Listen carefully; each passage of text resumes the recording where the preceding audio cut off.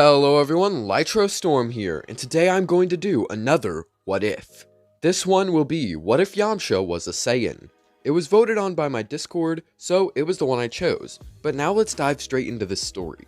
So, like my Chi-Chi and Tenshinhan series, we will be making Yamcha born as a Saiyan who was sent to Earth. Let's just say Tora is his father, and his wife sent him off to Earth after she heard about what Bardock and Gine were doing. Now, Yamcha will still be older than Goku, so don't worry about the age changes, there really aren't any here. He hits his head, forgetting his ancestry just like Goku did as well. Yamcha grows up in the desert, quickly adapting to his life in the wasteland and meeting Puar. Because he basically lives outside, he would become an Uzaru nearly every time the full moon showed. And due to that, Puar would hide until the mornings and let him know what occurred. Yamcha decides to keep his tail anyway and tries to work on a way to control the form. This takes a lot of training and he still isn't fully able to do it though. Anyway, as a Saiyan, not having anything to do for like 16 years would make him want to train. So he would spend his years in the wasteland getting a lot stronger. A decade of doing nothing but training is quite a lot, so he would be over double Goku's strength when he shows up. For reference, Goku's starter power level was about a 10. So Yamcha is just going to be able to obliterate Goku whenever he shows up, but thankfully he sees Goku's tail and has some sort of familiarity to him. So he decides to join them on their adventure. Plus, he's also interested in the Dragon Balls, so that's another reason. The gang continues on with their journey after teaming up with Yamcha, with most of the stuff going the same. However, when they get trapped in the Pilaf castle, Yamcha will easily bust through the wall. This allows them to beat up the Pilaf gang and actually take the time to think about their wish. But both Yamcha and Goku have what they wanted, which is love. Goku also doesn't really have anything he'd want to bring back, besides his grandpa, but his grandpa doesn't want that. So Oolong still gets his wish after all, or maybe Bulma gets the strawberries or whatever. Goku and Yamcha also both become Uzarus, but Yamcha is able to control it to some degree. This allows for him to restrain Goku and then resist trying to attack everyone else. Puar cuts off Goku's tail, and Yamcha runs away to avoid attacking people. The next morning, the gang regroups and discusses their plans. After hearing that Goku wants to go train with Roshi, Yamcha decides to do the same. He's seeking greater strength, and he knows that normal training won't cut it when he's this strong. That's why his power level is pretty low despite training this whole time. So he goes with Goku, and they train with Roshi together. Because Yamcha is already stronger than either Goku or Krillin, Roshi will up the training for him. By the end, Yamcha will be the strongest of Roshi's students by far. And so the tournament comes around, and now we get to see them fight. Yamcha fights Jackie Chun, and while he does far better, he doesn't quite have the ability to win this fight, so he loses after a long struggle. From there, the rest of the tournament goes the same up until the point where Goku goes Uzaru. Because Yamcha would also do that, and would once again restrain Goku, Roshi blows up the moon, and so that leads to the rest playing out as per normal, but with Yamcha also going back to his normal state. After that, Yamcha goes off and does his own training until he is found again by Goku to join the Baba tournament. Yamcha here will be much more impressive. His skills are far more refined, and he's a lot stronger, so when he fights the Invisible Man, he won't have nearly as much trouble. He then goes up against Bandages the Mummy, and is actually able to beat him pretty easily as well. So Yamcha at this point is kind of the MVP, but he does fail against Spike the Devilman, since he is quite a bit stronger than Bandages. But the fact that Yamcha was able to fight Spike to a good degree was very impressive. Goku only bested Spike after his training under Korin. The gang goes their separate ways after winning and meeting Grandpa Gohan once again, with Krillin and Yamcha going back to train under Roshi. Because Yamcha is much stronger, this makes Krillin a lot stronger as well. Yamcha by this point is going to be even stronger than Goku. While his power level sits at 180, Yamcha is at 200. So now let's go ahead and get into the 22nd Budokai. When Yamcha is set to fight against Tenshinhan, the story of that fight will be far different. Tenshinhan was also at a 180 power level, so if Yamcha is at 200, this means he's also stronger than him as well. So Yamcha is going to have the edge in power, and because of this, Tenshinhan would have to go all out, even using his techniques. He would use the Four Witches and Solar Flare occasionally just so he can keep up with Yamcha. When Yamcha does his Kamehameha Wave, Tenshinhan is not going to be able to use his Ki. This attack is far too strong to negate, so he will instead dodge, still being grazed by the powerful blast. Master Shen would order Chaozu to use his telekinesis to stop Yamcha from landing attacks, and so Tenshinhan would eventually win because of this, though Yamcha isn't going to get injured at all. After this, the tournament goes mostly the same, with the main difference being that Krillin is able to beat Chaozu a lot easier and would stand a better chance against Goku. Once the Budokai is done with, Krillin goes to get Goku's things and gets killed by Tambourine. Goku chases after him, and Yamcha knows that he has to go after Goku. So the two go off, and they're able to kill Tambourine together. After that, Goku collapses from exhaustion, having had 2 hard-fought battles, and Yamcha decides to carry him. They eventually come across Yajirobe, who is hostile at first, but when Symbol shows up, Yajirobe kills him and joins their side.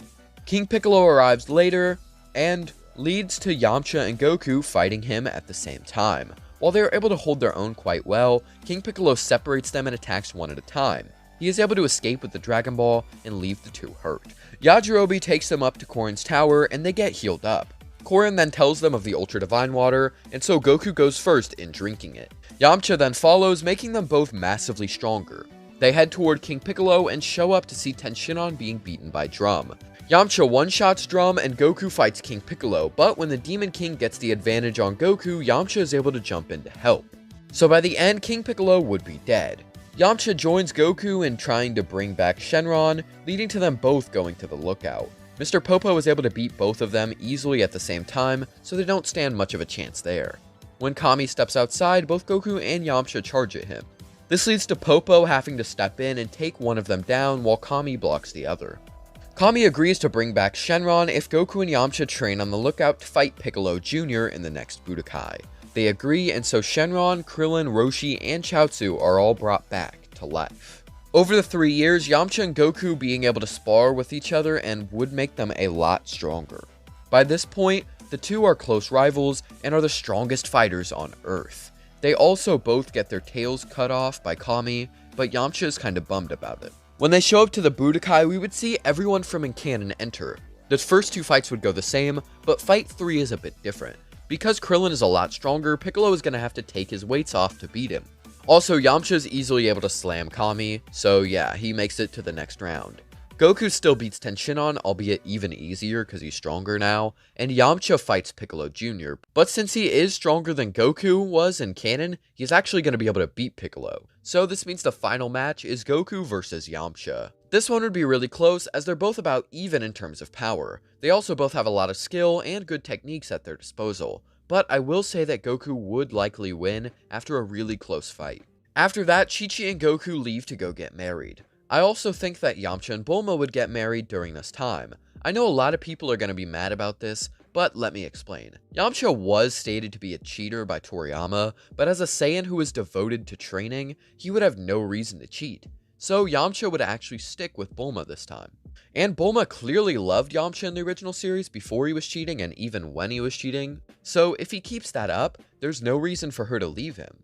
So during the 5 years, Yamcha and Bulma would have a kid together. This would be Trunks, who was born much earlier in this timeline due to his parents both being together earlier. He would be about the same age as Gohan, but younger by a month or 2. Yamcha has been training a lot during the time skip, and getting a lot stronger by the end. Yamcha goes with Bulma to meet Goku, and they also bring Trunks. Gohan and Trunks seem to get along nicely, and Goku, Yamcha, and Krillin are happy to reunite. Raditz arrives, seeing his brother and explaining his heritage. He brings up the Saiyan tails, and Yamcha realizes that he is also one of them. So Raditz now realizes that there are 2 Saiyans and 2 half Saiyans, which makes him very intrigued. Raditz offers them to join him, but of course they deny his offer. And so Raditz beats up Krillin, Goku, and Yamcha, and then takes Gohan and Trunks. This infuriates Goku and Yamcha, so they team up with Piccolo to go fight Raditz.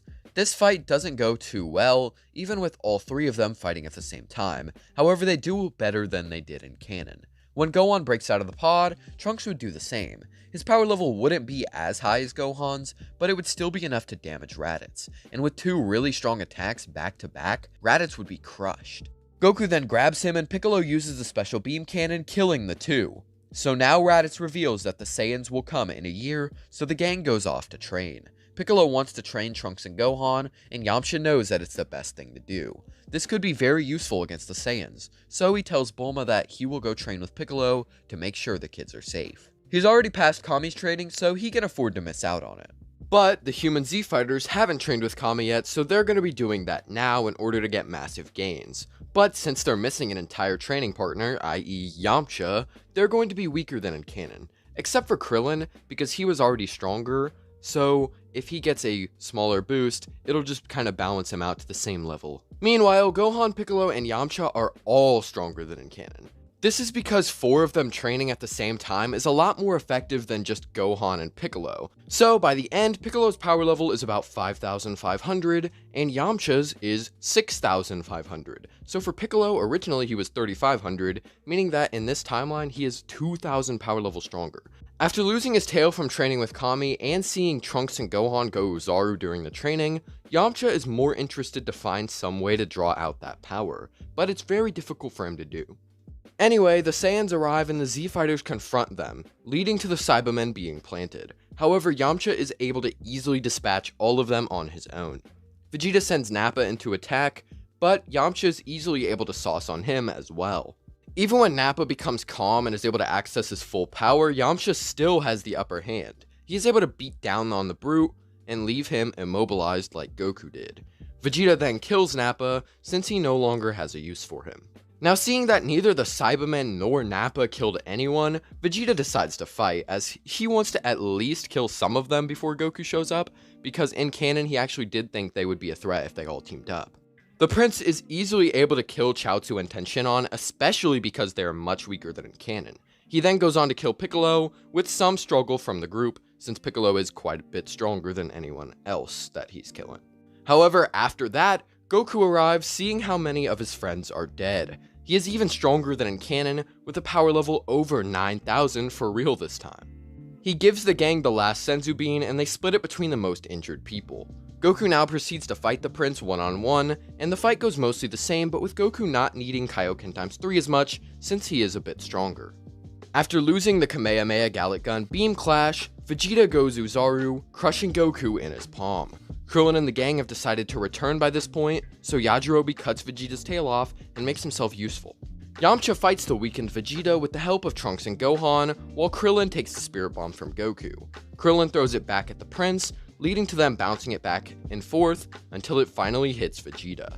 After that, the Saiyan retreats to its pod and escapes Earth.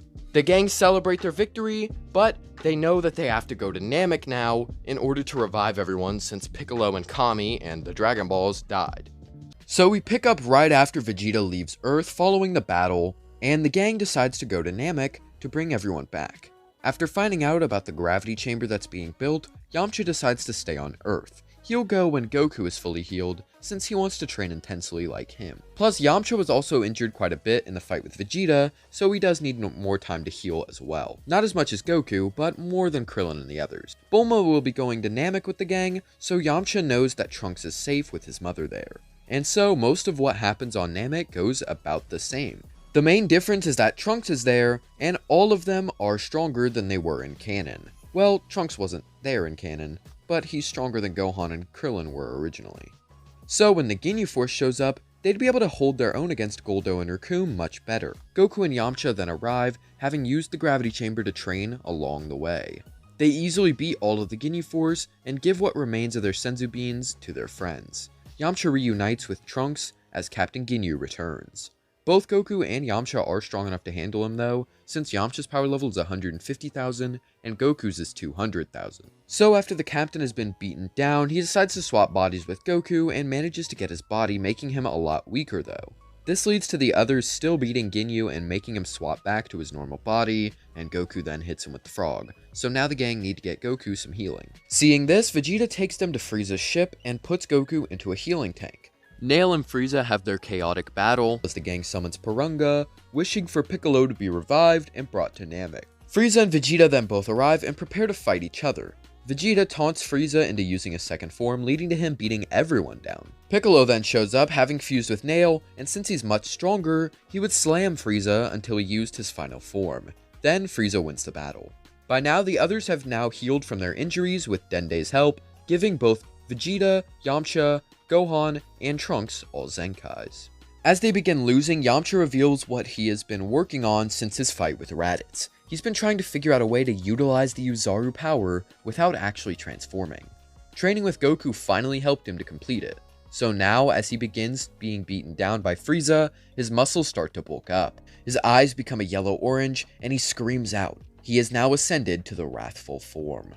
I think that it makes sense for this form to be possible, since we've seen some symbolism of Uzaru power being used in base form from Goku's fight with King Piccolo. Plus, there's nothing saying that the form is 100% exclusive to Broly, so there's really no reason for us to assume that. So Yamcha having a primal aesthetic to him with the Wolfang Fist and all that type of imagery would seem to fit the role of having this form from a character sense as well.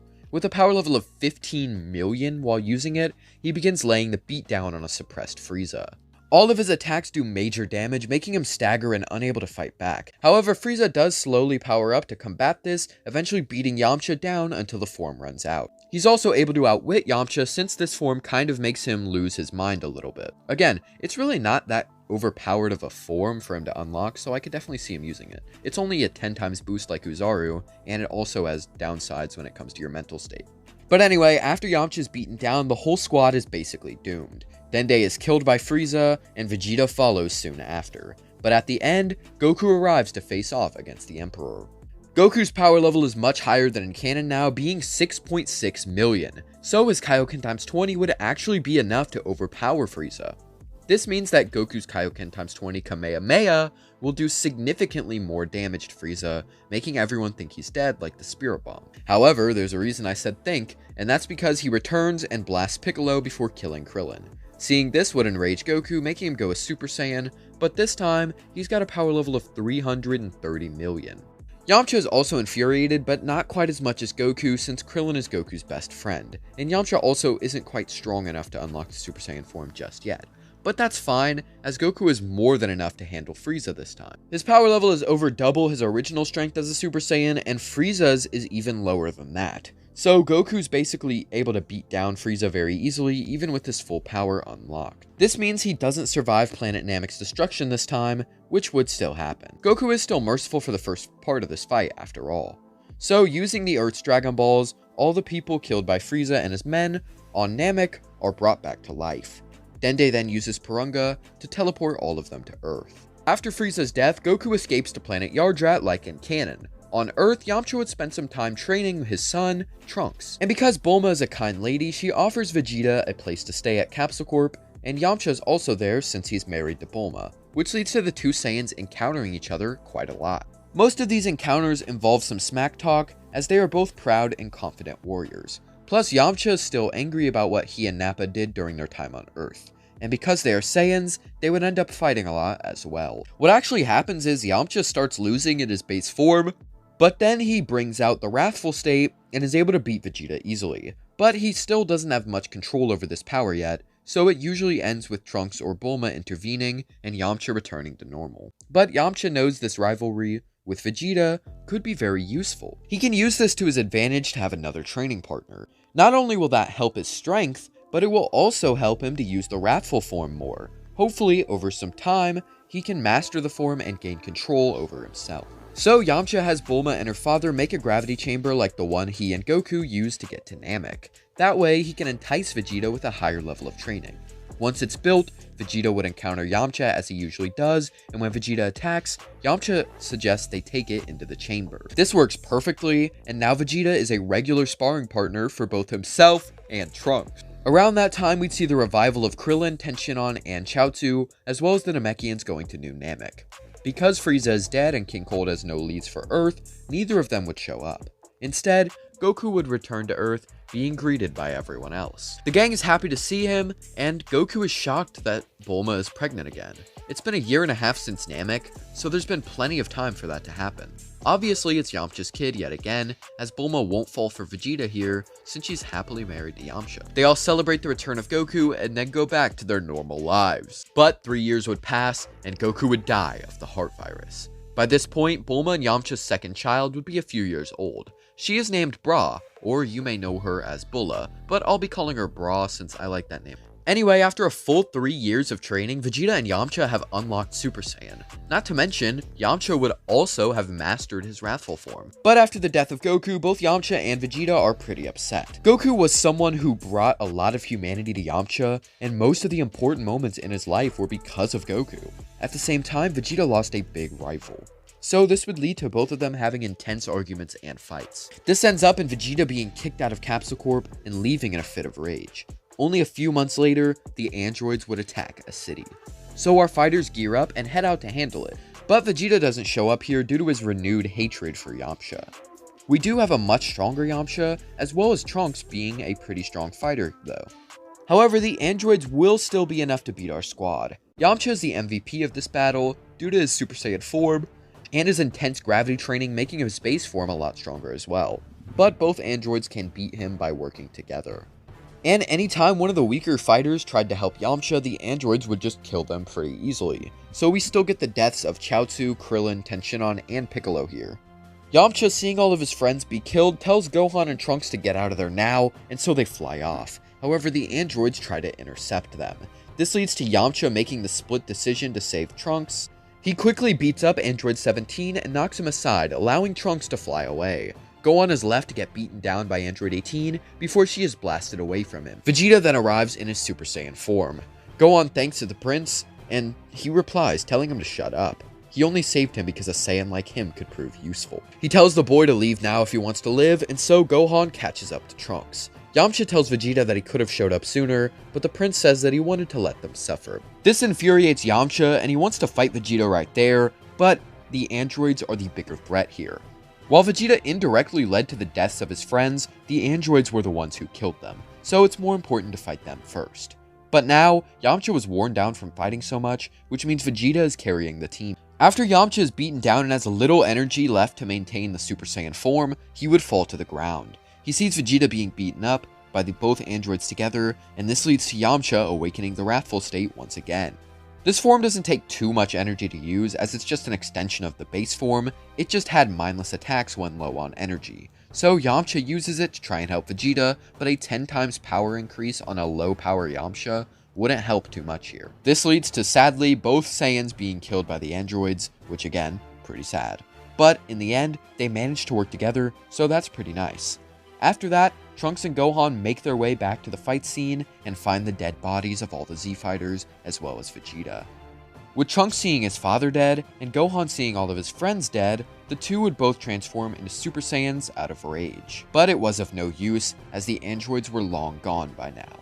Once they've calmed down, Trunks and Gohan would be inspired to try and fight back against the androids. They would train together in the gravity chamber, but it would eventually lose power due to the chaos the androids caused. Trunks and Gohan would still continue sparring with each other, and the two occasionally go out to fight the androids. But with two of them, they'd make the androids try much harder, which means they'd be less merciful. So Gohan loses his arm much sooner here, and both would have scars from their battles. You might be thinking, oh wait, but shouldn't two of them make it easier to beat the androids? Kind of, because they'd be getting stronger, but the androids would also see them as a bigger threat, whereas they just saw one guy, Gohan, so he wasn't really perceived as too big of a threat, more just like a plaything. But if there's two of them, two really strong guys, especially even stronger than they were before, then the androids are just going to try harder. After some years, the two would begin training Bra as well. If they could have 3 Saiyans training together and have Super Saiyan, they could probably deal with the androids. And of course, Bra is taking the original role for Trunks in this story. But she's trained much earlier, so she would end up unlocking Super Saiyan like the others. Trunks and Gohan bring her on her first battle against the androids after she achieves the form, but this doesn't go too well. Sure, Trunks and Gohan are stronger than they were in canon, but they're still not on the level of the androids. Not to mention the fact that Bra is weaker compared to them, so she'd kinda be a liability.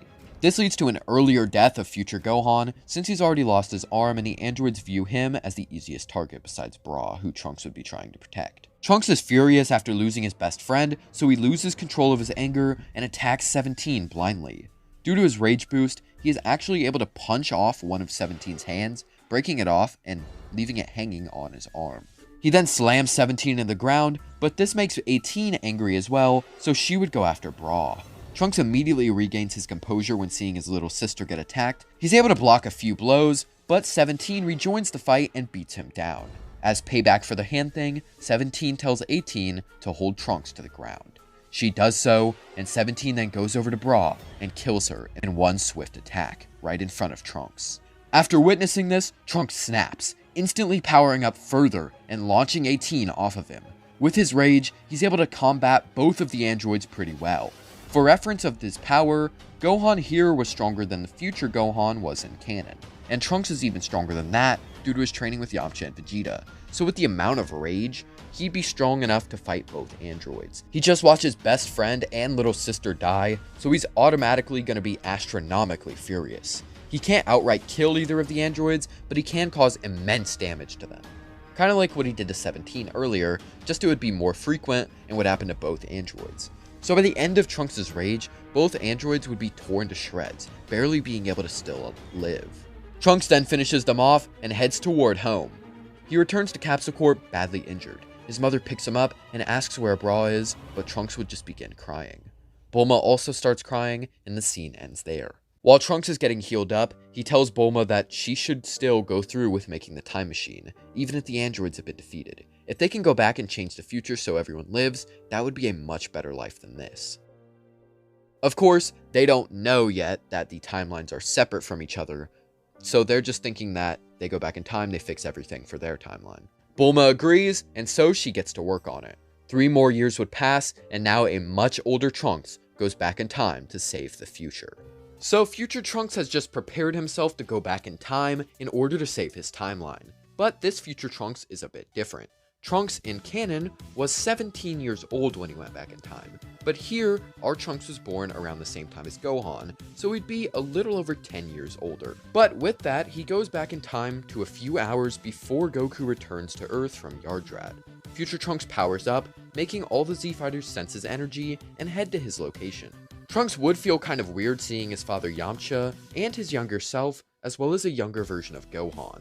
He knows he's going to end up revealing the truth about him somehow if he stays, so he ends up just telling Yamcha about the androids and gives him the heart medicine and tells him to give it to Goku when he returns. He then hugs his father, which is kind of weird for Yamcha as he isn't sure who this guy is, but Trunks plays it off like he was thanking him for helping. This is kind of like the scene from Endgame where Tony goes back in time and hugs his father, but has to play it off as like something else because he can't reveal that he's his son.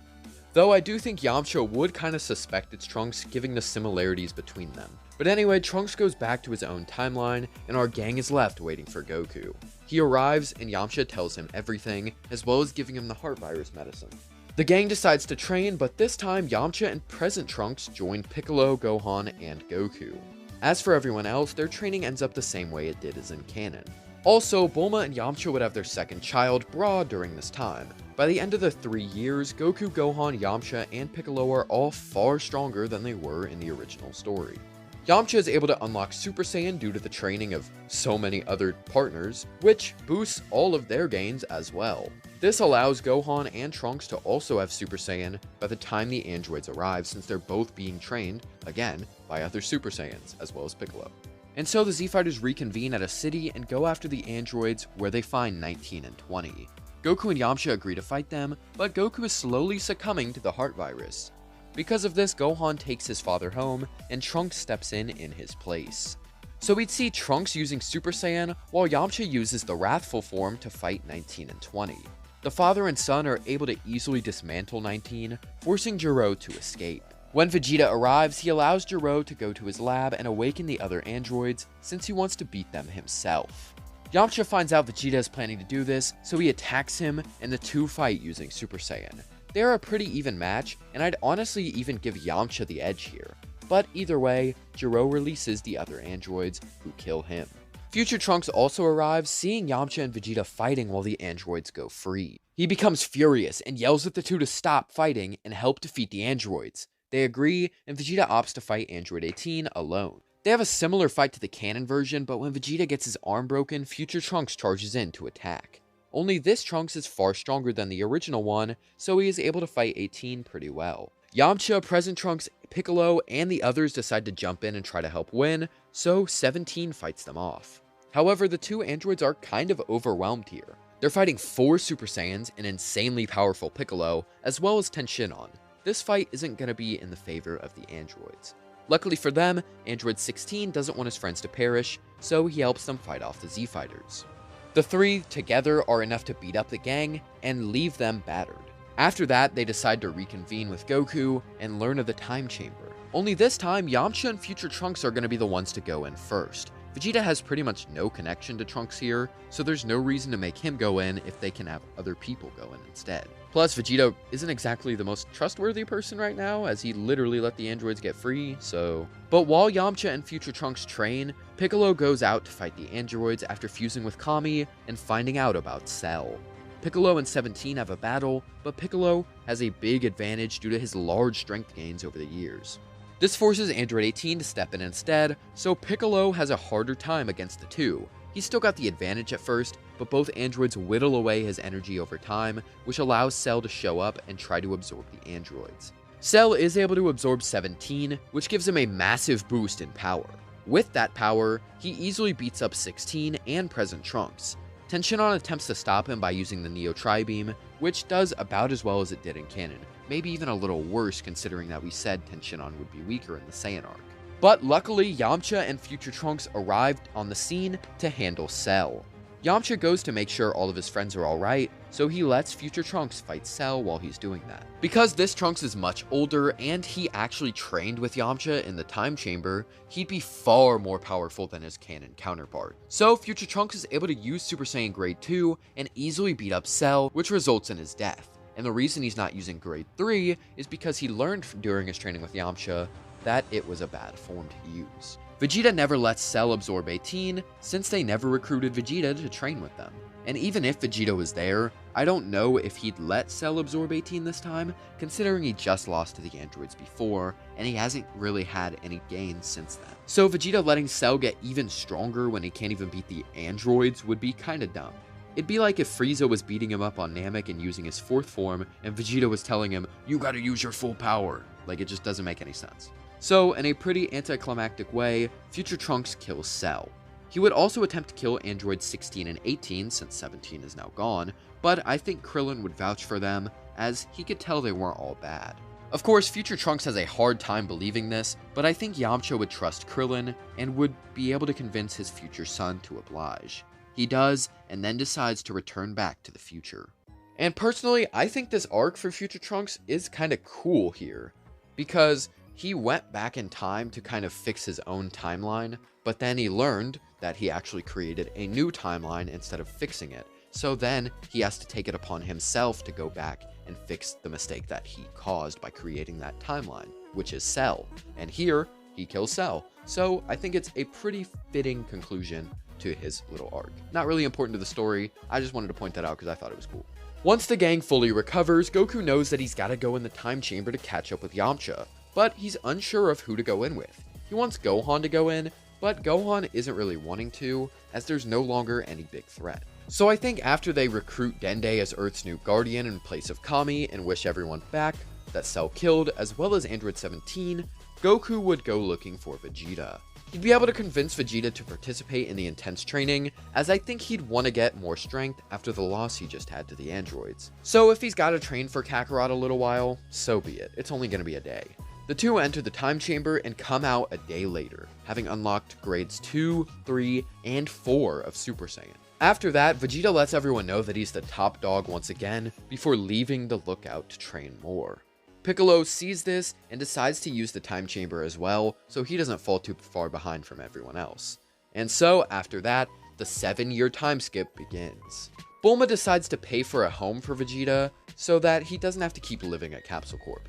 But sadly, Vegeta doesn't get with anyone, and instead just spends his days training. He also has frequent rematches with Goku, since he's more open to training with him now. Trunks and Gohan haven't really been training, so they're pretty weak. Bulma and Yamcha raised their daughter Bra, who was about 9 at this point. She would grow to be friends with Goten, the son of Goku and Chi-Chi. Bra doesn't really like fighting though, so she stays out of training. So by the end of the 7 years, Goku, Vegeta, Yamcha, and Goten all have Super Saiyan 2, so that's pretty good. Trunks and Erasa have taken a liking toward each other, so they'd become somewhat of a parallel to Gohan and Videl. The tournament comes around, and so do Babidi and his men. Shin and Kibito convince the gang to leave the tournament and help them take down Babidi, and that goes the same. Dabura kills Kibito pretty much the same way. I'd like for Dabura to also turn Yamcha into stone here, as I think it helps to set up Trunks' arc going forward. You'll see what I mean in a bit. So Goku and Vegeta defeat Yakon and Pui Pui, although Goku is somewhat weaker in this timeline. This leaves Gohan or Trunks to battle Dabura, which I would give to Trunks this time. He's keen to get his father freed from the stone, so he wants to take Dabura down himself. He engages in combat with him, only to be defeated with some ease by the Demon King. He's weaker than Gohan was in canon because he never used the time chamber, and also, neither did Gohan in this version. But yeah, Dabura blasts Trunks to the side after a brief battle. This makes Gohan angry, so he charges in to fight Dabura in Trunks' place. But once again, he didn't use the time chamber, so he's weaker than in canon and doesn't even have Super Saiyan 2, or any of the grades, he just has grade 1. Dabura beats him in a similar fashion. Babidi is unable to corrupt Vegeta's mind due to him having mellowed out throughout the 7 years. Goku decides to step in now that his son has been beaten, and easily beats Dabura using Super Saiyan. He finishes him off, but Babidi has now gathered enough energy to summon Majin Buu. It's a very close call, but it's just barely enough. Goku flies to Krillin and Yamcha, who are now freed from the stone, and gives them Gohan and Trunks' bodies. He tells them to get a Senzu Bean, while he and the others deal with Babidi. And so Goku, Vegeta, Piccolo, and Shin go to take on Majin Buu, who is just about to be born. They're able to easily kill Babidi, and now have to fight Buu himself. Unfortunately, Buu is too much for any of them to handle, so they're all beaten to the ground. I don't think all of them are going to survive either, as Buu was hungry when he fought Dabura in canon, but here, he never had that fight. So, with 4 strong people to choose from, he's definitely going to turn someone into a cookie. And personally, I think it should be Vegeta. So Buu turns Vegeta into a cookie and eats him. This terrifies Goku, Piccolo, and Shin, but Buu simply continues beating them until they're all near death. After that, he leaves, without the control of Babidi this time, since he is dead. Yamcha, Krillin, Gohan, and Trunks arrive, and give Senzu Beans to Goku, Shin, and Piccolo. They recover, and Goku explains everything that happened. With that, they decide to come up with a plan on what to do. They get everybody important and take them to the lookout like they do in canon. None of them can defeat Majin Buu right now, so their only option is to get stronger. And how do you do that really fast? The time chamber. Because of their embarrassing defeat at the hands of Dabura, Gohan and Trunks are more ready to train. And with Goku wanting the next generation to succeed him, he agrees to train them in the time chamber. Goten wants to train as well, but Goku says no, and that they have a limit to who can train all at once. Otherwise, they'll be held back and not be able to gain a lot of strength. So Goku, Gohan, Yamcha, and Trunks head into the time chamber. Both father-son duos are able to spar with each other and gain far more strength, with Gohan and Trunks catching up quickly due to their potential. Not to mention, Goku and Yamcha also getting far more powerful by the end of the day and exiting the time chamber. Once they feel as though they are strong enough, the 4 head off to fight Majin Buu together. Thankfully, Buu hasn't befriended Mr. Satan yet, so they don't have to worry about Super Buu.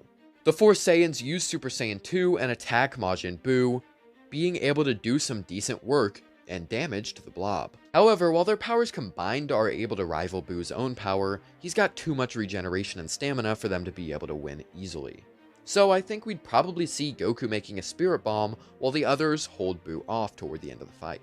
Because Buu isn't as strong, they wouldn't need nearly as many people to give their energies. I think the people on the lookout, as well as Vegeta and Otherworld, and the people in the fight, would be enough to take Majin Buu out. So afterward, they bring back Kibito and Vegeta, and the gang pretty much lives peacefully for some time after killing Majin Buu. So the Z Fighters have all been chilling since the events of the Buu arc, with our main 3 Saiyans still training as usual. And Trunks, seeing that he wasn't able to free his father from Dabura's stone himself, decides that he needs to keep up his training as well. So he and his father Yamcha spar together from time to time. Eventually Beerus and Whis arrive, as they do in the original anime. This goes pretty much the same as it does in every other What If I've done, as this part of the story is very straightforward. The only real differences are that there's no Super Saiyan 3 or fusion, and Yamcha is there, Trunks is older, but one interesting change is that when Bulma slaps Beerus and gets slapped in return, Yamcha will freak out instead of Vegeta. He would become terrified that Bulma could have been killed or seriously hurt by such a strong guy like Beerus, so he rushes to her side. He makes sure she's still breathing as Beerus walks away. As Yamcha hears Bulma's heartbeat, he is relieved, but still infuriated by what the God of Destruction had done to his own wife. Yamcha yells at Beerus, asking what he's even doing on this planet, and why he's such a nuisance. He powers up into Super Saiyan as his ki swells up to a high degree. Beerus is slightly intrigued, and Yamcha continues his rant, calling Beerus a lowlife for striking a normal person.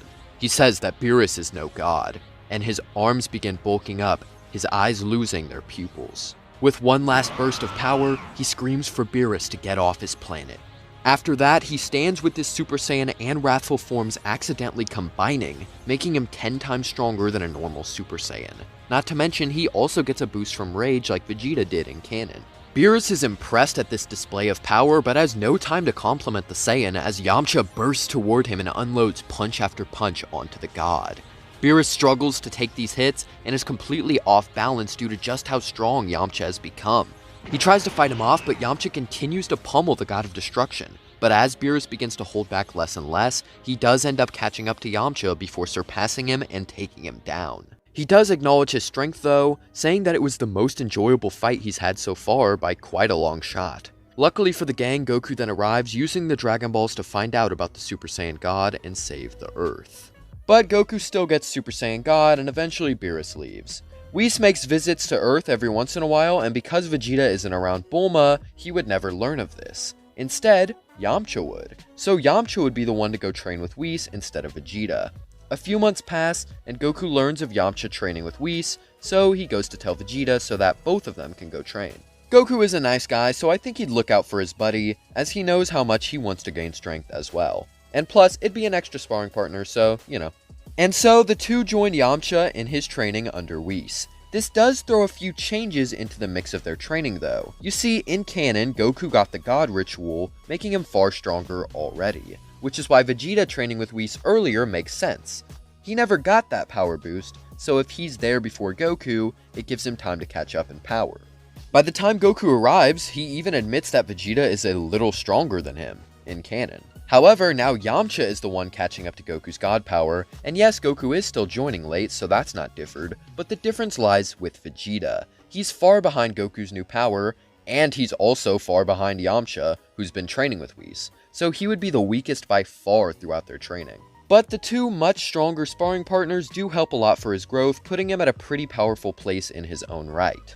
Anyway, moving forward with this story, Frieza never was rebuilt as Mecha Frieza because he did not survive Namek. This meant that King Cold never got a read on who attacked Frieza and killed him, which means he never went to Earth, so he was still alive, ruling the galaxy, and trying to keep his Frieza force intact. Because of this, he is actually the one who leads the charge to revive Frieza on Earth. He had managed to track down Earth after all this time, and used the Dragon Balls to bring his son back to life. With this, he took him out into space, and the two began training together. Sadly, this makes Togama and Shisami weaker, but Frieza training with someone on his own tier is going to do wonders for his own power.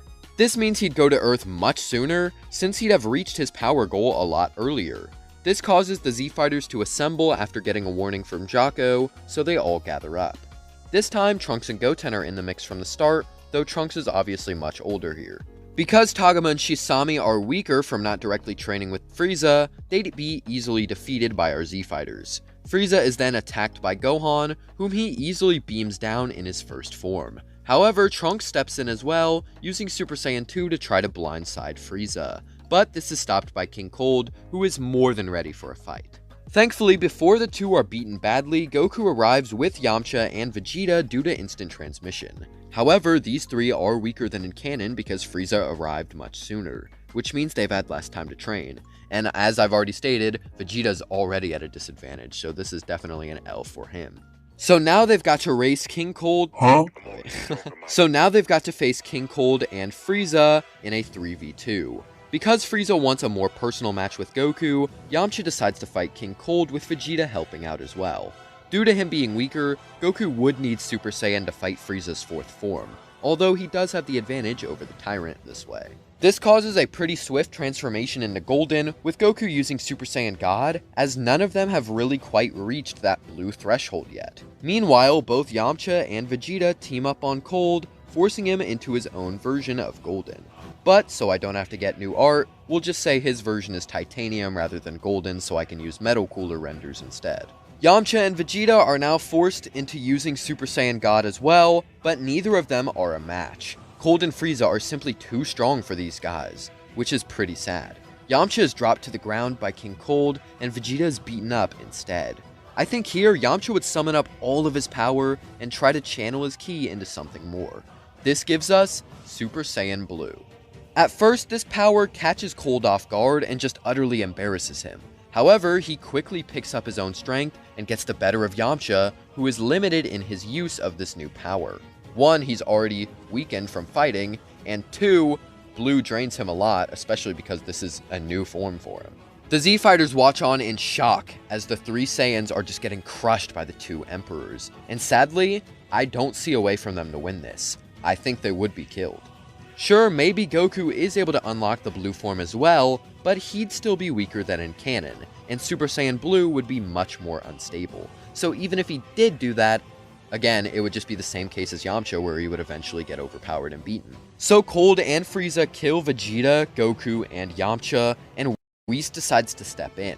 He saves Bulma and the others since he liked Bulma.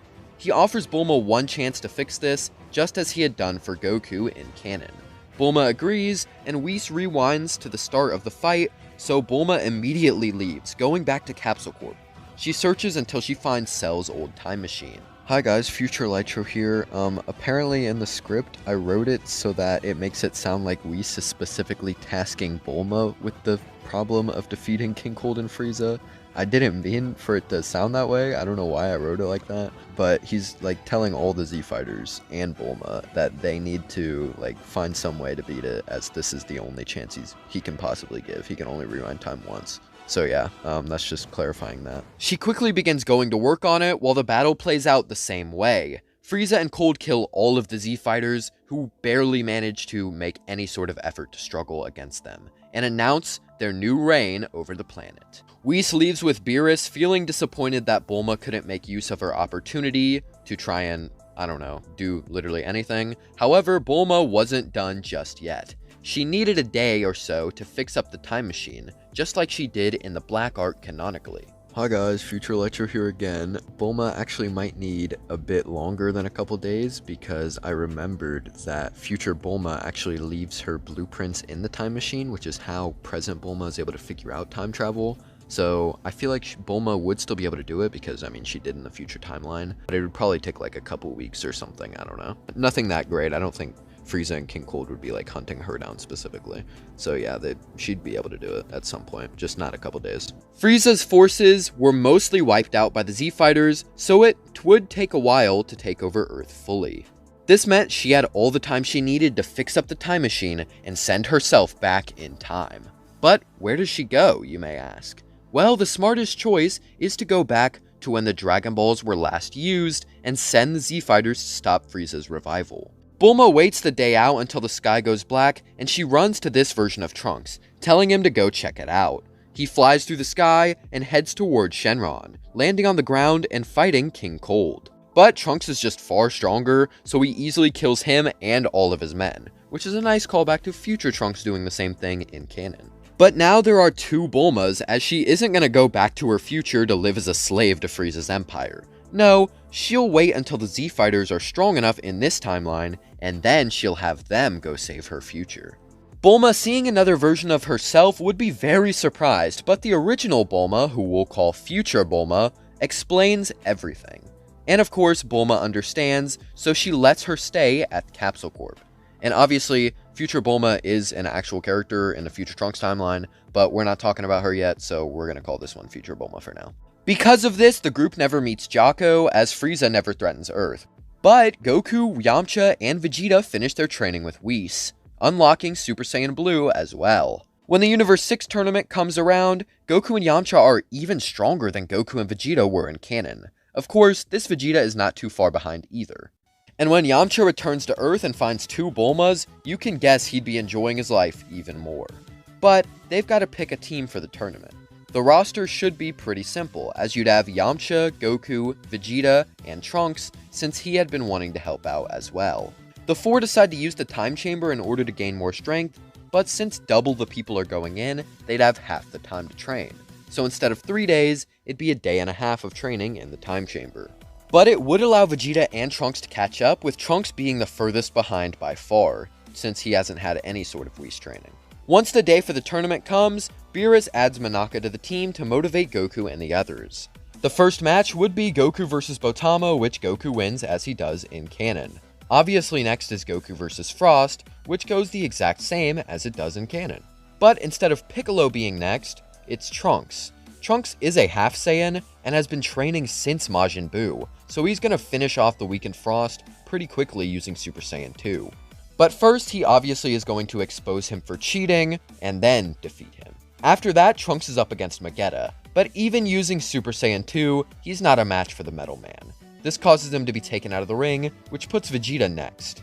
Vegeta is able to defeat Vegeta as he did in canon, though he'd be using Super Saiyan 2 instead of Super Saiyan because he's slightly weaker. He then fights Kaba, but since he's weaker, as I said, Vegeta will be losing to Kaba base to base. This prompts him to use Super Saiyan and force Kaba into using it as well. He then knocks him out of the ring and fights Hit, who he loses to. Next up is Yamcha, who will be using Super Saiyan Blue to take on Hit. He had seen Hit fight Vegeta, so he was able to pick up a little bit of knowledge on how to fight him better. Plus, he's stronger than Vegeta, so he'd already be doing better based on that. Unfortunately, once Hit starts to adapt, Yamcha doesn't really have any extra power boost like Goku does, so he would be taken down. Goku returns to the ring and fights Hit, although because he's seen him fight twice now, he's able to skip the warm-up and go straight to Blue. After a long fight, Hit improves his time skip, and Goku uses Blue Kaioken. However, Goku jumps off the ring just like he did in the original show, and Hit fakes his loss to Monaka. This gives Universe 7 the victory, so Beerus uses the wish to bring back Champa's Earth. Afterward, future Bulma decides to ask Goku and the gang if they can come save her version of Earth, as they seem a lot stronger than they were before. So Yamcha, Goku, and Vegeta head into the original timeline, with Bulma to try and end the reign of Frieza and King Cold. When they arrive, they see that the people of Earth who survived have become slaves to Frieza's men, but it seems like Frieza has already left. So Goku focuses hard and tries to sense Frieza and his father's energy.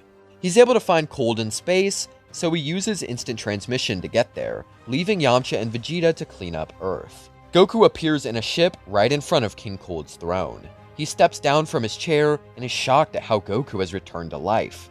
Goku says that he's not from this timeline, but he's gonna undo all the bad things they did. Cold laughs, saying that he killed them once and he'll do it again. And with that, he goes into his titanium form, prompting Goku to use Super Saiyan Blue.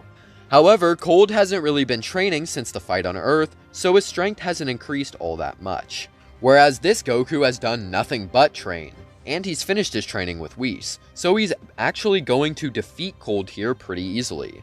After King Cold realizes how badly he's been beaten by the Saiyan, he begs Goku to let him live and that he'll do anything. So Goku uses this as an opportunity to ask where Frieza is right now, which Cold reveals. Just as Goku is about to finish him off, King Cold blasts a hole in the ship, causing him to fall into space. With oxygen quickly running out, Goku instant transmissions back to Earth. He breathes in heavily and sees that Yamcha and Vegeta have already wiped out all of Frieza's forces on Earth. Although it seems like Dende and all the rest were killed at some point, sadly. Goku now has the location of Frieza, but King Cold survived and escaped into space. So they take Bulma to the remains of Capsule Corp, and she tries to create a new spaceship. It takes a while, but she's able to do it within a few days.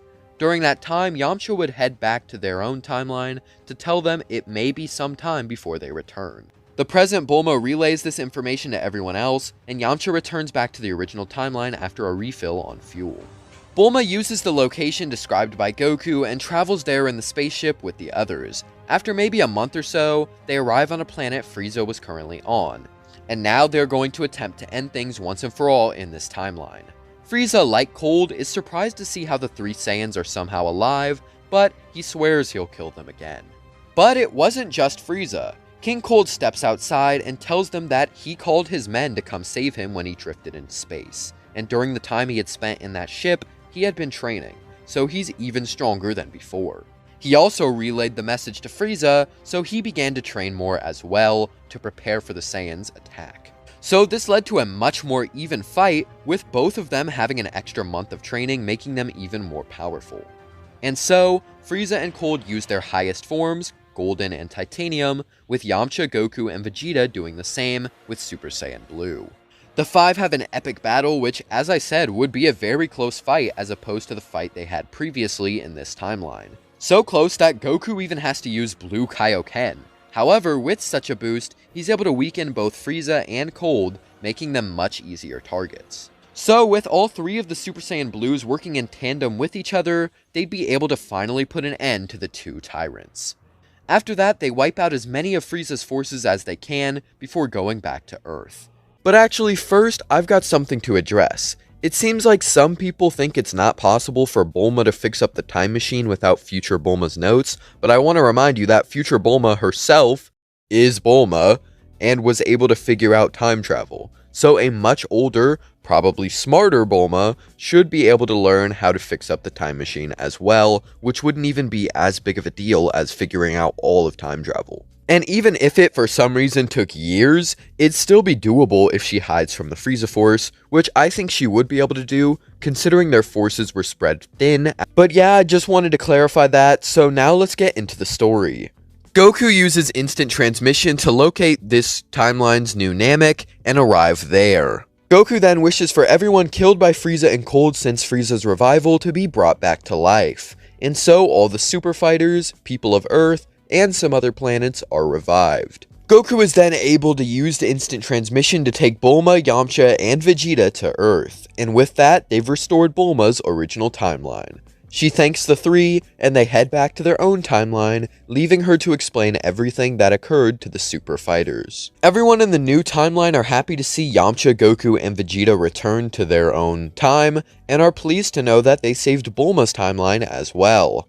But now the gang goes back to their usual training, so we're gonna bounce a bit between the timelines for a little bit. To make this simple for you guys, I'm gonna call the timeline where Frieza and Cold killed everyone the original timeline, because it's the one that we've always been following. And then I'll call the timeline Bulma traveled to in order to prevent Frieza's revival the main timeline. And of course, Future Trunks' timeline will still be called the future timeline. Hopefully there's a little key for you guys on screen now if I edit that in. It should be pretty simple to understand. So before we fully return to our main timeline, I'd like to stay in the original timeline for a little bit. So after Bulma explains all the time travel she had to do to save everyone, the super fighters are impressed. Most of them had kept up their training in Otherworld during this time, which gave them immense power growth. But they are happy to be back in the living realm. They're not the only ones though.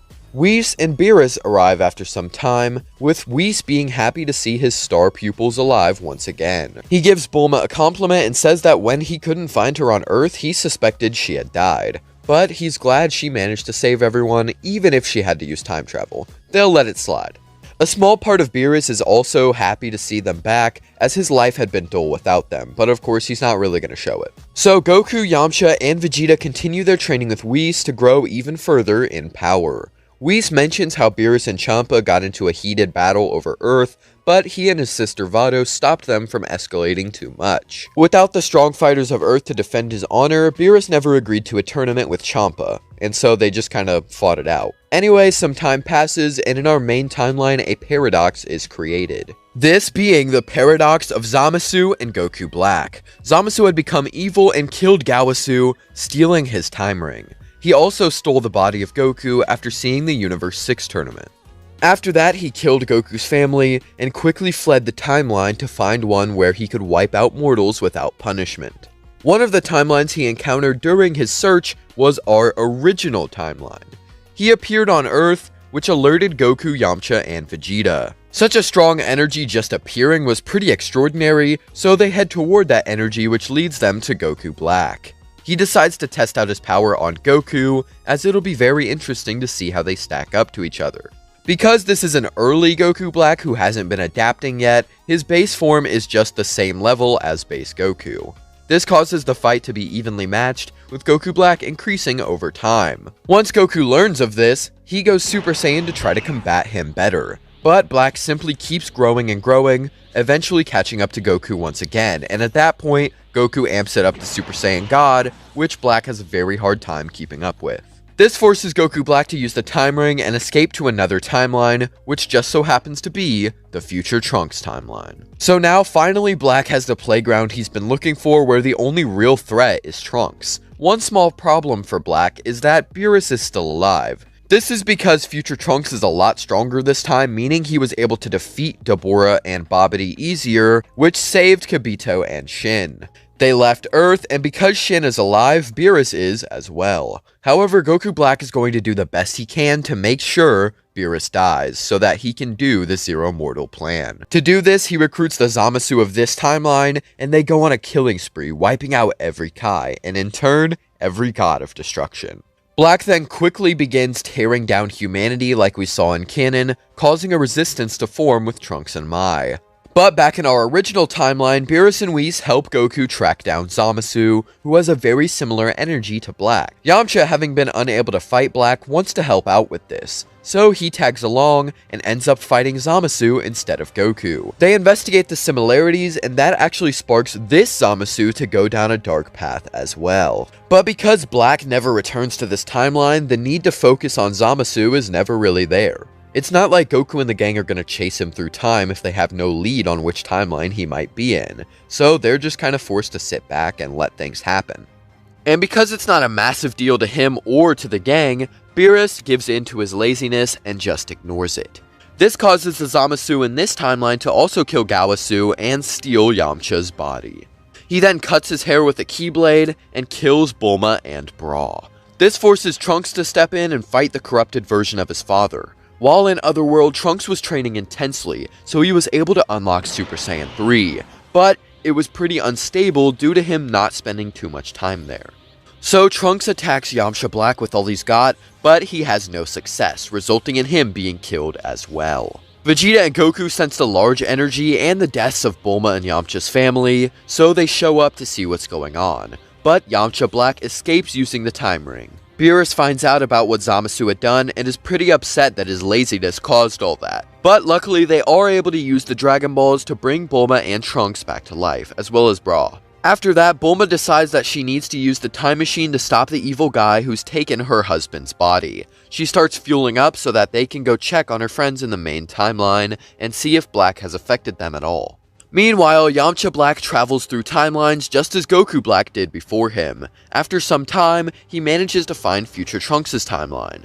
Yamcha Black and Goku Black meet, having a brief face-off before realizing that their goals are the same. And so they work together to terrorize future Trunks' Earth, with him barely being able to survive against both of them. Anyway, back to our original timeline, Bulma has fueled up the time machine and managed to take herself, Goku, and Vegeta to the main timeline. They're able to see that no bad guys have shown up, so Vegeta tells them to be on the lookout for Zamasu. He killed Kais and caused a lot of the problems throughout time, so they have to take him down. Beerus wants to go investigate, but Vegeta warns him not to take this issue lightly. There, Beerus let Zamasu live, and it resulted in Yamcha having his body stolen. Beerus says that he may as well take Vegeta with him, so he does so.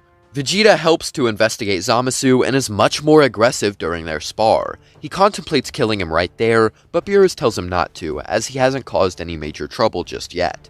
Vegeta stops, and Beerus tells Gawasu to watch Zamasu closely. With that, Bulma, Goku, and Vegeta go to future Trunks' timeline in order to make sure he's safe as well. Before they leave, they tell the gang to time travel to their timeline if there's any issues. Because Beerus is much more adamant about watching Zamasu here, he actually stops him from killing Gawasu and Hakai's him like he does in the original show. You guys might be wondering why I'm saying the main timeline, Zamasu dies, if Goku Black was born from our main timeline. The reason is because Zamasu taking Goku's body is triggered in a time paradox, where the timelines randomly split when Beerus Hakai's him.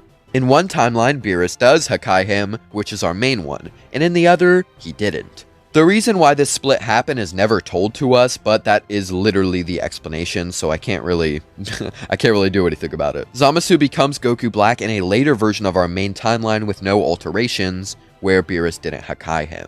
So you can consider this Goku Black from that timeline.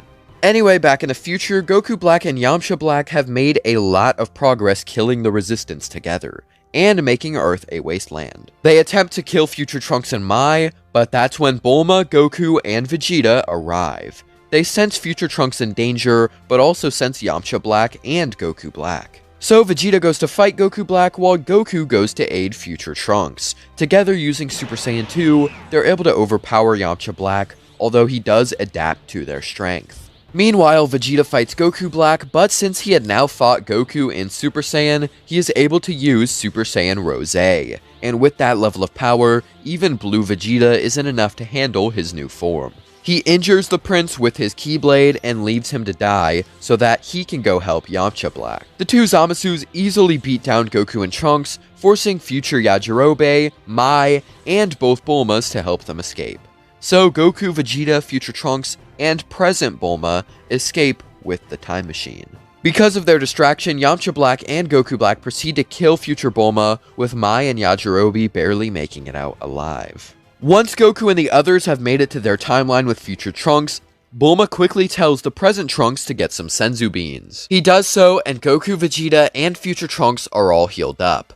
Bulma puts the time machine into Capsule Corp so that she can refuel it, and the gang catches each other up to speed on what's been going on. Future Trunks is wondering where these evil versions of Goku and his father came from, so Vegeta and Goku quickly explain the whole ordeal with Zamasu. The gang quickly tries to think of ways to handle the threat, but that's when a wormhole appears nearby.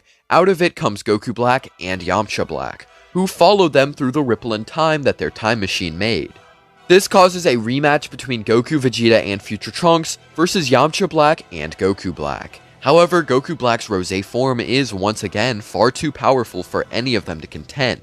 That, combined with Yamcha Black growing more and more over time, the three are beaten down once more, which enrages present Trunks. He refuses to let Yamcha Black kill again, so he charges in with Super Saiyan 3. However, Yamcha Black simply dodges and is about to kill Trunks a second time, but that's when the wormhole begins sucking him and Goku Black into the future Trunks timeline. The two are taken away, giving our super fighters time to breathe. Piccolo arrives with more Senzu beans and gives them to the gang. Vegeta is furious that he has been bested by the Body Snatchers yet again, so he storms off to train in the time chamber. Goku decides to join him as he needs to grow stronger as well, and they have already kind of investigated Zamasu. Since they're waiting for Bulma to refuel the time machine, which will take a while, future Trunks spends his time catching up with everyone. So future Trunks decides to help this version of himself train, so that both of them can grow. The two Trunkses begin battling, with future Trunks using Super Saiyan 2, and present Trunks trying to work on Super Saiyan 3, which he can barely use. This causes both of them to grow in strength quite a bit. Goku and Vegeta exit the time chamber after a day, and wait for Bulma to be done fueling up. Meanwhile, in Trunks' timeline, Yamcha Black asks Goku Black how he achieved that Rosé form. Goku Black sees a bit of himself in Yamcha Black, quite literally, so he shows off the form to him and tries to help him learn it. So by this point, he's seen Goku, Vegeta, Trunks, and future Trunks go Super Saiyan multiple times, as well as seeing the Rosé form in action itself. I think with all these things combined, Yamcha Black could achieve it by now, even if he didn't see Yamcha himself go Super Saiyan.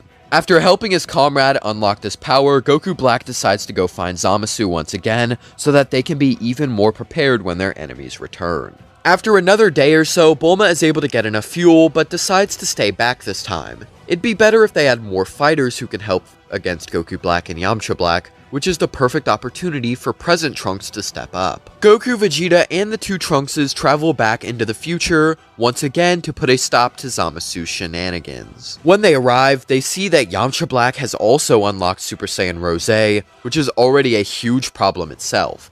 But then, future Zamasu arrives and makes everyone realize just how much harder they'll have to fight this time. So Goku and Vegeta use Super Saiyan Blue, and the two Trunkses use Super Saiyan 2. Goku and Vegeta attack Yamcha Black and Goku Black, while the two Trunkses fight future Zamasu. They're able to fight him off using teamwork that they've grown over the training time. Meanwhile, Goku and Vegeta are now demolishing Yamcha Black and Goku Black.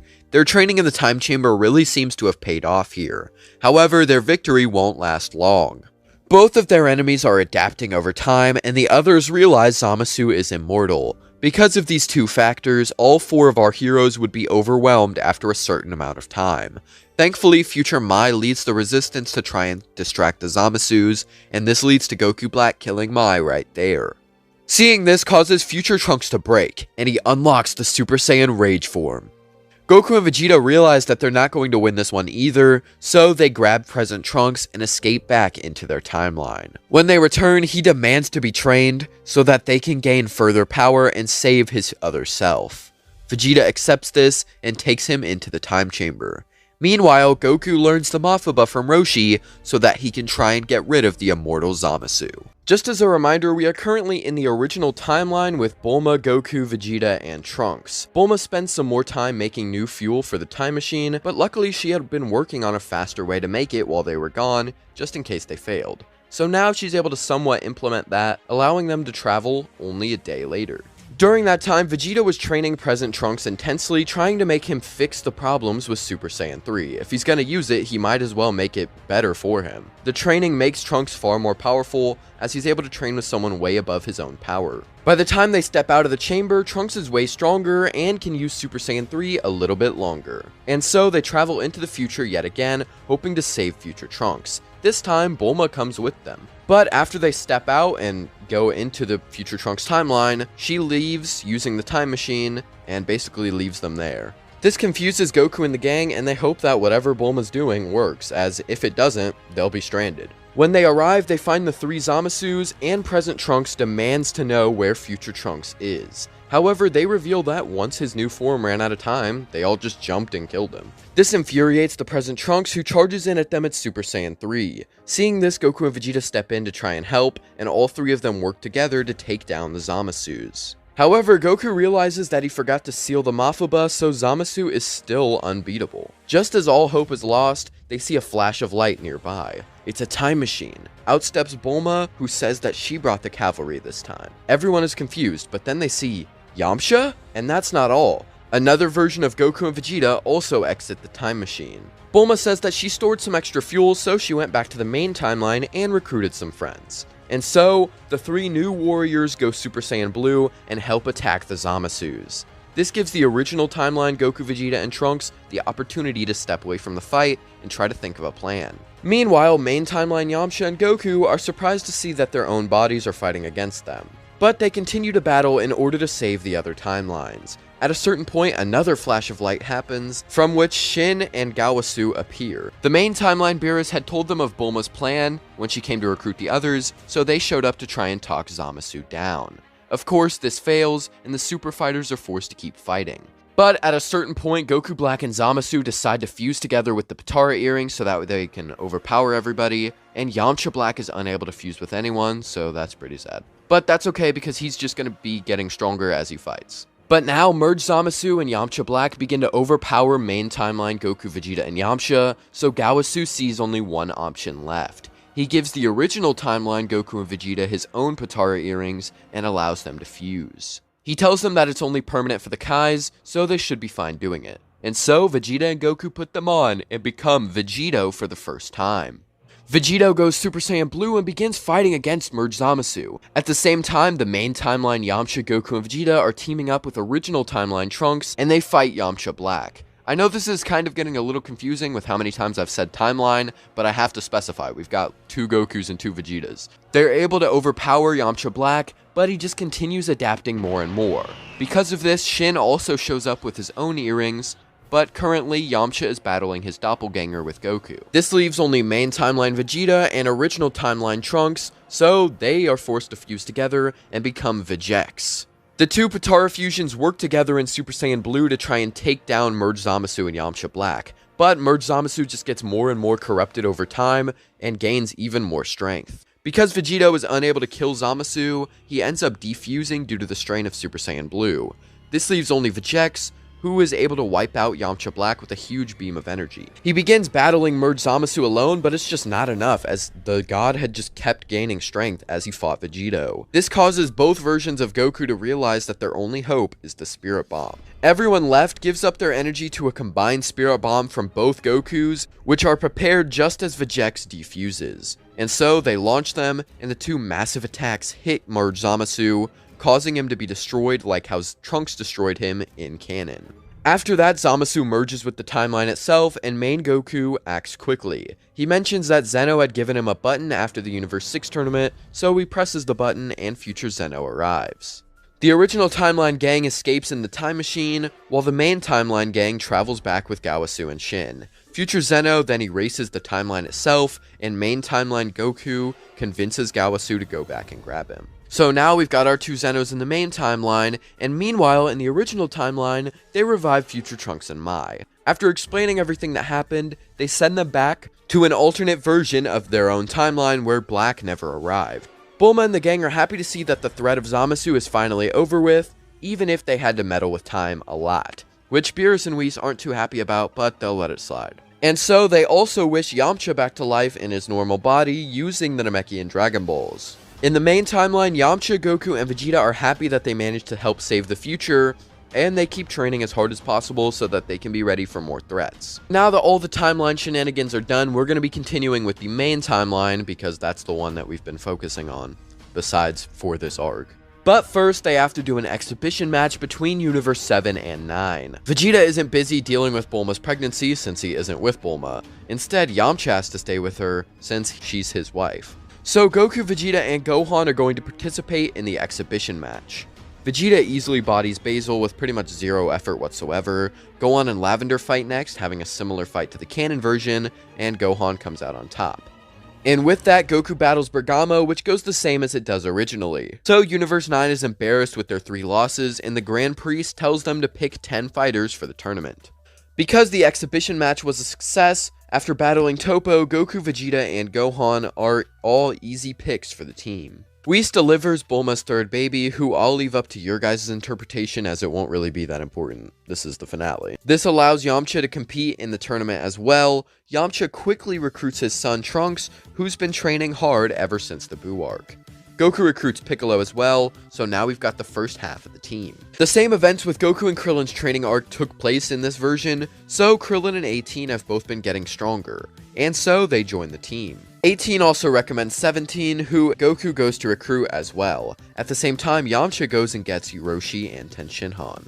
However, now they've got too many members, so I think that 18 would drop out, since she was hesitant to join anyway, and also her moveset is basically just the same as 17 and Krillin, so she really has nothing new to offer. So basically, we've just replaced Frieza and 18 with Yamcha and Trunks. But Gohan also doesn't have the ultimate form here, so his highest form is Super Saiyan 2. And with that, we can now jump into the Tournament of Power. So Goku, Vegeta, and 17 all dip and fight guys on their own, and this leads to the battle against Universe 9 going the exact same way, except Sorel would be taken out by Goku and Vegeta, since Android 18 isn't here. Because less people are leaving, the Universe 7 circle would be bigger, consisting of Piccolo, Gohan, Krillin, Tenshinhan, Roshi, Yamcha, and Trunks. With 2 extra people here, they're able to take on their initial attackers. So Botamo, Derkori, Comfrey, Lavender are all taken out by Yamcha and the gang. Yamcha also takes care of the flying dudes like Diem and Rosé by using the Spirit Ball and knocking them out of the ring. Meanwhile, Trunks would have taken 18's place by helping Krillin with the wolves from Universe 4. But when Frost attacks, Trunks would be ready, and so the two would actually fight. But because Trunks is so strong, even in his base form, he'd be able to easily sauce on Frost. But he'd call for Magetta to save him, so Frost would escape, and instead, Krillin and Trunks would have to fight Magetta. Thankfully, Trunks has Super Saiyan 2, and would just keep applying pressure until Magetta slides off the ring. So we've basically saved Krillin here and eliminated Magetta sooner, which is pretty nice. Due to Krillin being present, he'd be able to help Tenshinhan take care of the sniper without eliminating himself. So now we've also saved Tenshinhan. And because both of these guys are here, they would work together when Roshi fights Janos and would help him not be injured. So this also means that Goku is able to fight Maji Kaio and eliminate him using Super Saiyan Blue instead of going to aid Roshi. However, once Frost attacks Roshi, the 3 super fighters must pull all their strength and try and defeat him. Luckily, I think Krillin is strong enough to keep up, with Tenshinhan and Roshi providing additional support, although they're way behind. So Frost is eliminated by the 3 Earthlings working together, which is pretty nice, honestly. Pretty much all the rest of the pre-Ultra Instinct stuff goes the same, just with Yamcha and Trunks helping out occasionally and replacing characters here and there. So for instance, Yamcha would help Goku fight off Kale when she goes berserk, allowing them to kind of hold their own until Jiren helps them. In addition to that, Trunks would be a massive help in defeating the weaker Pride Troopers, but with that, we can now go to the first Goku versus Jiren fight. This will go basically the exact same since Goku has all the right techniques for it to happen. Goku achieves Ultra Instinct Omen before losing to Jiren, which makes Hit step up, only for him to be eliminated like he was in the canon timeline. Yamcha sees how the strongest fighters he knows easily got washed by Jiren, and he begins to think of the chances of winning against this guy. He realizes that his family's survival might not be up to him if he can't pull out some new strength. So he leaves the scene with not much time to contemplate as they've got fights to win. He gives Goku some of his energy and the two fight Kale and Caulifla together. Meanwhile, Krillin, Tenshinhan, and Roshi are fighting Damon, Shansa, and Gamisaurus. The 3 Universe 4 fighters all have some kind of hacks ability, so they would struggle. However, I think after Roshi and Tenshinhan are sacrificed to take the 2 of them out, Krillin could beat the last one and stay on. Anyway, back to the Yamcha and Goku fight. They're able to beat Caulifla and Kale pretty easily, and luckily because Frieza isn't here, Kaba stays in the ring as well.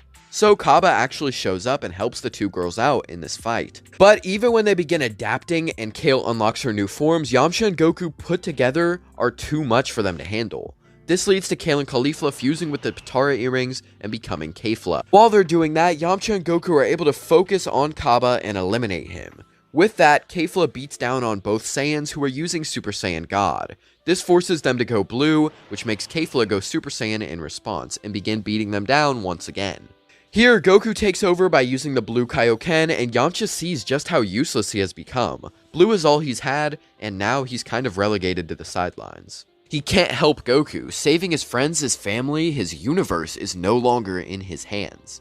So he forces himself to power up further, nearly breaking his body with every second. He continues doing this while Kefla and Goku battle until his body bulks out. It's a very similar sensation to what happened in his fight with Beerus. He's using Super Saiyan Blue, but somehow his body is being amplified by the wrathful form. Yamcha has been trying to do this since he found out about Super Saiyan Blue. If he could combine Wrathful with Super Saiyan, why not this form too? It's very strenuous though, so his mind is hindered by this transformation, but his power increases tenfold. With such a massive boost in power, Yamcha is able to aid in the fight and eventually force Kefla to use Super Saiyan 2. An attack from Kefla hits Goku too hard, causing him to reawaken Ultra Instinct Omen once again, and now the 2 Saiyans, in tandem with one another with their new power-ups, easily eliminate Kefla. The 2 then tap out, being drained of most energy, and decide to rest for a bit. At the same time, Gohan and Piccolo were battling Saunel and Purina, but because Gohan doesn't have Ultimate, his highest form is Super Saiyan 2. This means he won't be as strong as he was in canon, so the Universe 6 Nameks are beginning to win the fight.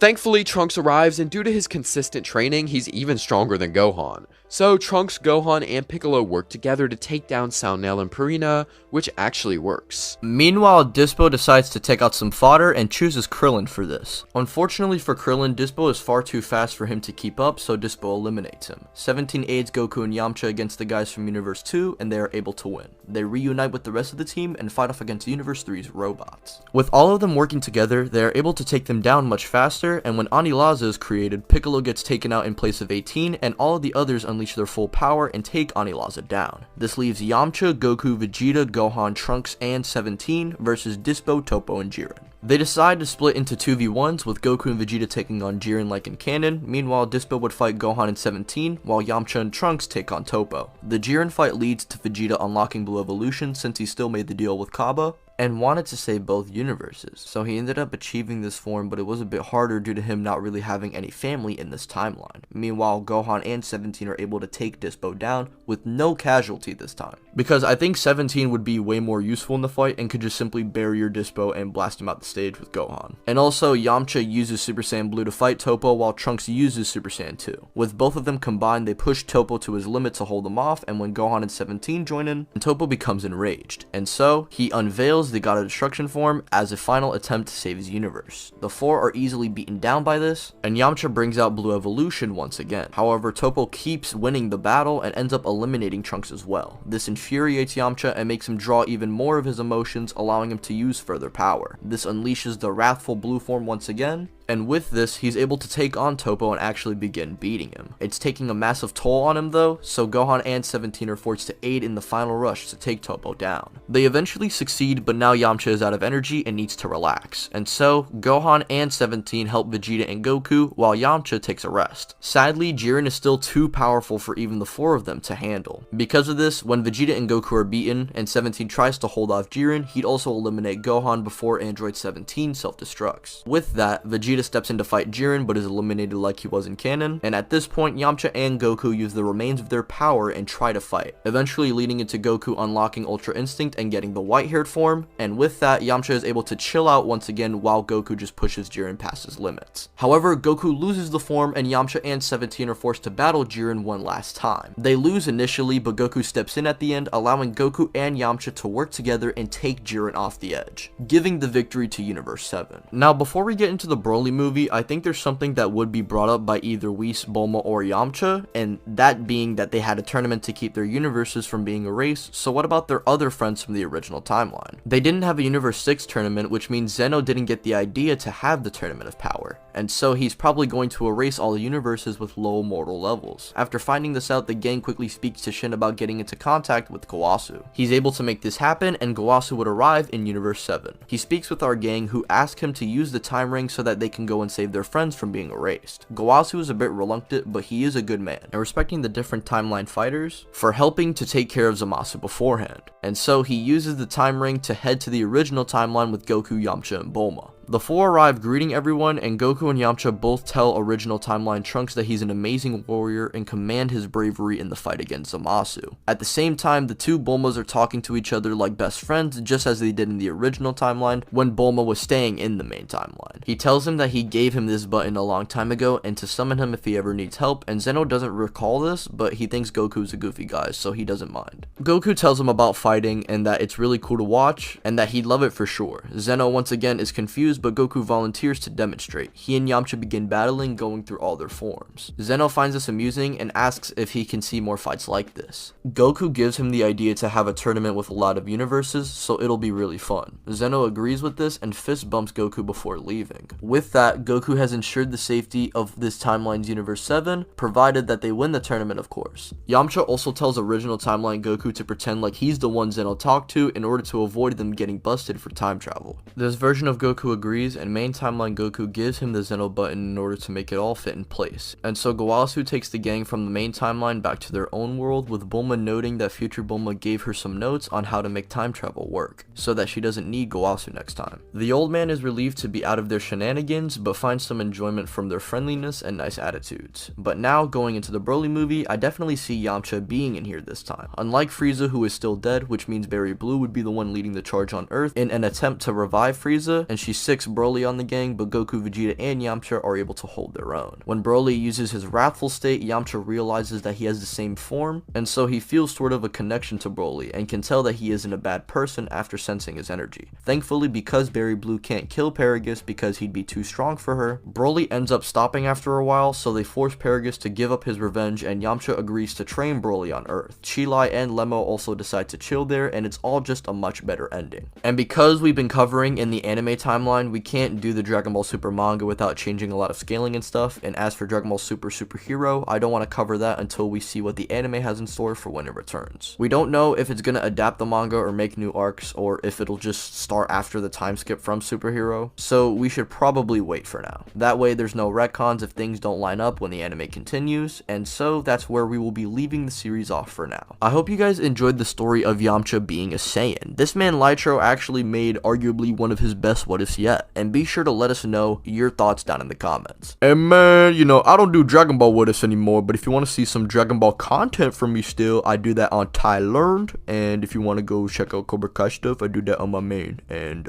yeah. Be sure to subscribe to Lytro as well, you f***ing geek.